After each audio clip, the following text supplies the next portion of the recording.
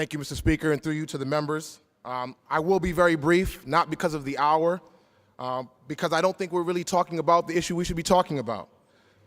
The issue that we're talking about, we've been talking about EBT, we've been talking about SNAP, we've been talking about food stamps, but the real issue is poverty.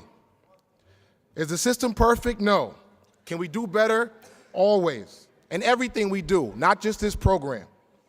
But what's painful about this conversation is a room full of people who are charged to serve people who are not talking about any compassion to the poorest of the poor. We're not talking about middle-class families that are one paycheck from losing their mortgage or going under. We're talking about proven poor, far below the poverty line.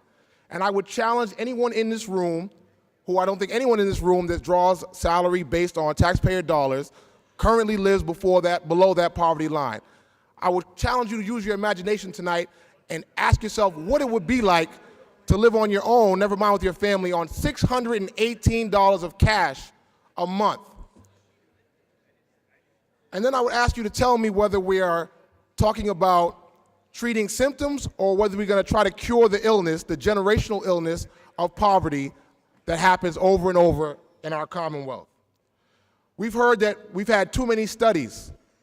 While I was sitting over there listening, I used my imagination and I thought about, if I lived off $618 a month, would I have time to get my children to school, work to get off of this assistance, find jobs, get a resume together, travel to these places, and then keep track of the receipts of all my spending? We're far above the poverty line, and I'm sure there's no one in here that keeps 100% track of all their receipts of their spending every single month. And if you raise your hand and say you do, I will call you a liar here on the floor. So I do think we need to do a little bit more studying. If we think that homeowners and people that rent apartments aren't going to look at a family differently because they're not going to receive cash, then we haven't done enough studying.